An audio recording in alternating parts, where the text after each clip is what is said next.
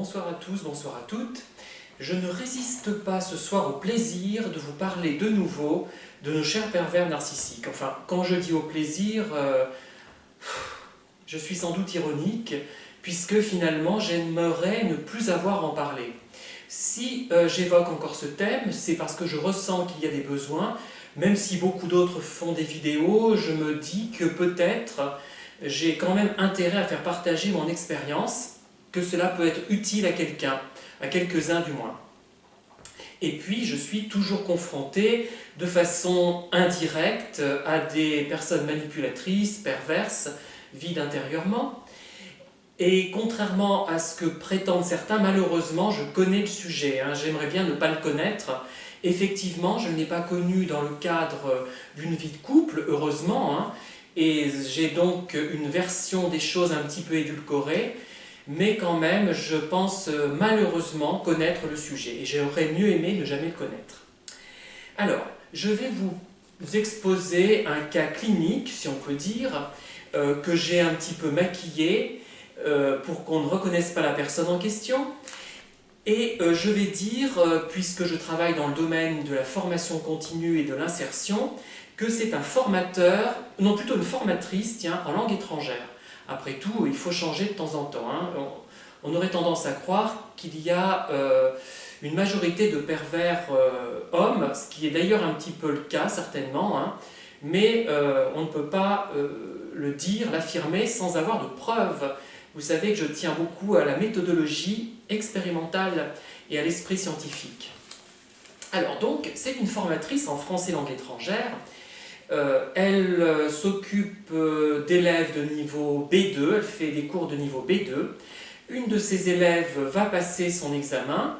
Elle est en congé, cette formatrice, mais elle fait l'effort d'accompagner la personne à son examen, de l'accompagner en voiture, parce qu'elle n'a pas de véhicule, cette personne, et de prendre donc sur un de ses jours de congé, sans enlever son jour de congé en fait, en prenant sur elle le temps qu'il faudra pour accompagner la stagiaire, pour attendre qu'elle ait terminé son examen. Du B2, ce n'est pas rien, le DELF B2, vous voyez.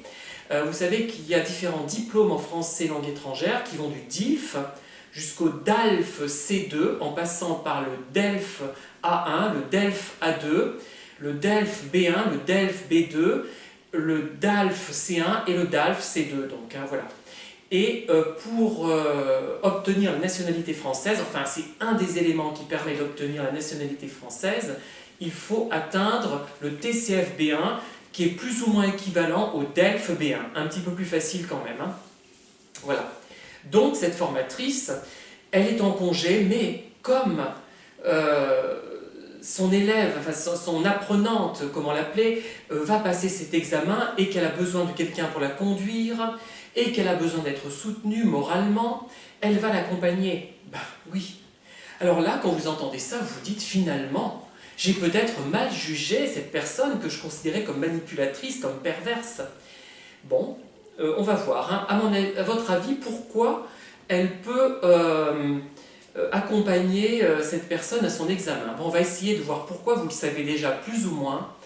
Et je vais simplement énoncer ce que vous connaissez, ce que vous savez déjà, mais ça vous rafraîchira la mémoire et ça vous évitera peut-être, si vous connaissez des circonstances similaires, de sombrer et de vous dire que la personne finalement n'est pas perverse, c'est quelqu'un de bien.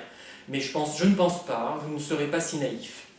Donc, elle donne l'impression d'être très bien, cette personne, mais pourquoi elle fait ça? Plusieurs explications possibles. Elle veut se donner une image favorable d'elle-même.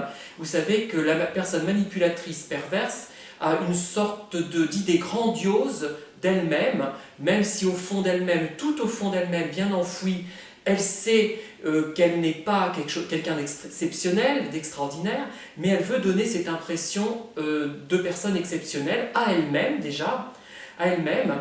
En l'occurrence, comme c'est dans le cadre d'un travail en français langue étrangère, cette formatrice, elle veut peut-être donner cette image favorable d'elle-même à son patron. Elle veut aussi impressionner la stagiaire qui va dire « mais elle est formidable, ma formatrice ». Et son patron va dire « j'ai empoché quelqu'un de vraiment bien ». quels efforts, un jour de congé, la veille de Noël, enfin, ou la veille d'une grande fête nationale, la veille, je sais pas, ça ne me vient pas à l'esprit, mais enfin, voyez. Hein.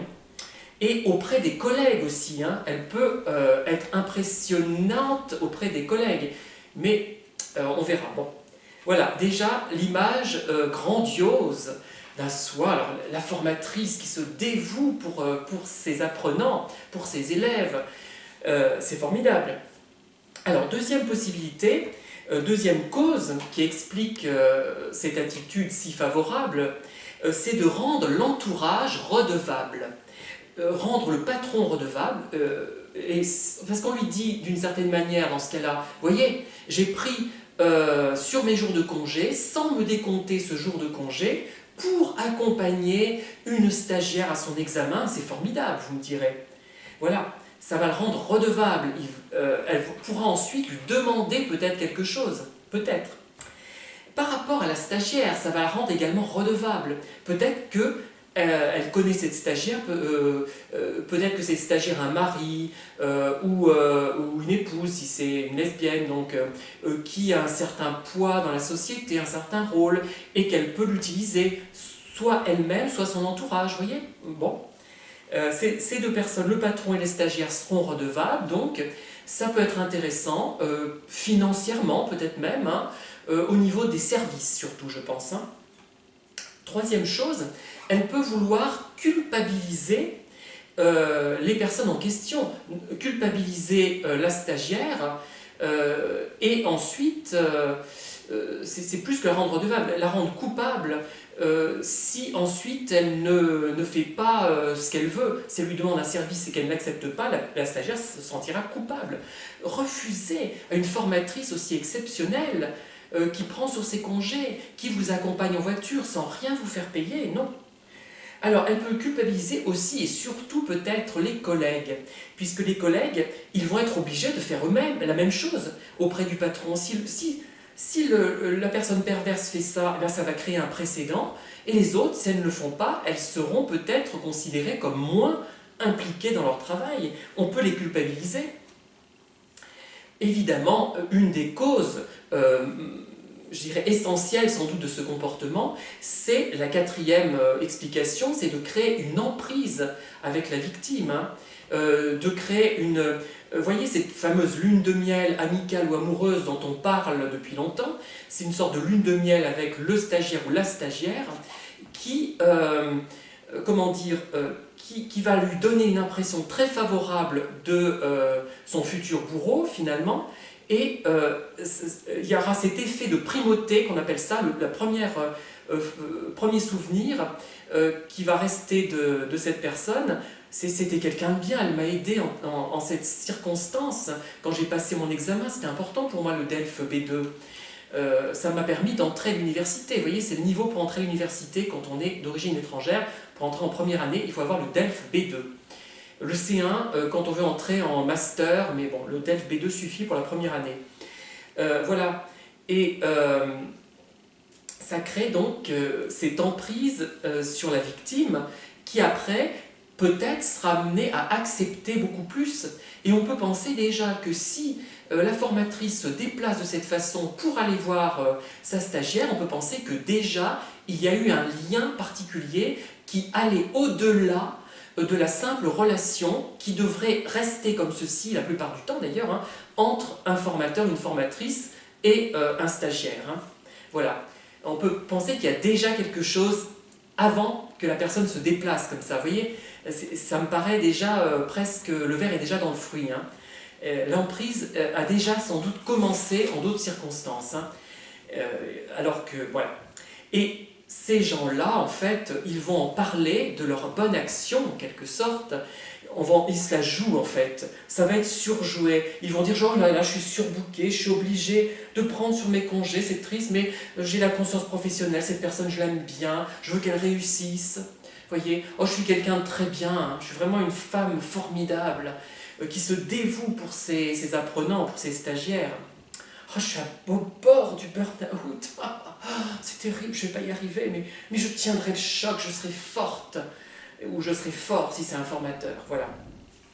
Et En fait, personne, au fond, enfin, les gens un petit peu intelligents, enfin, ou pas naïfs, disons, parce que je ne veux pas dire que les victimes de pervers sont des imbéciles, ce n'est pas ce que je veux dire. Hein. Les gens un petit peu mis au courant, moins naïfs, un petit peu déjà dans le bain, en quelque sorte, vont comprendre. Ils vont comprendre que le comportement de cette formatrice est profondément faux, qu'elle se la joue, comme on dit, qu'elle n'est pas naturelle, qu'elle essaie de se mettre en valeur, qu'elle essaie d'obtenir des avantages. On devine tout ça. On devine que quelque chose ne va pas sans pour autant mettre le terme pervers narcissique ou manipulatrice ou manipulateur sur le front de la personne en question. Hein, voilà. Voilà, je vous ai donné un exemple qui ne va pas révolutionner le monde de la perversion narcissique, mais je pense qu'il est intéressant pour vous éviter de vous illusionner et de retomber et de vous dire, parce que nous autres victimes, nous doutons beaucoup de nous et nous accordons toujours le bénéfice du doute aux personnes de notre entourage. Nous culpabilisons, c'est ça notre principale caractéristique, la culpabilité. Voilà pour cette petite vidéo. Je vous dis à bientôt, je vous souhaite une bonne soirée. Au revoir.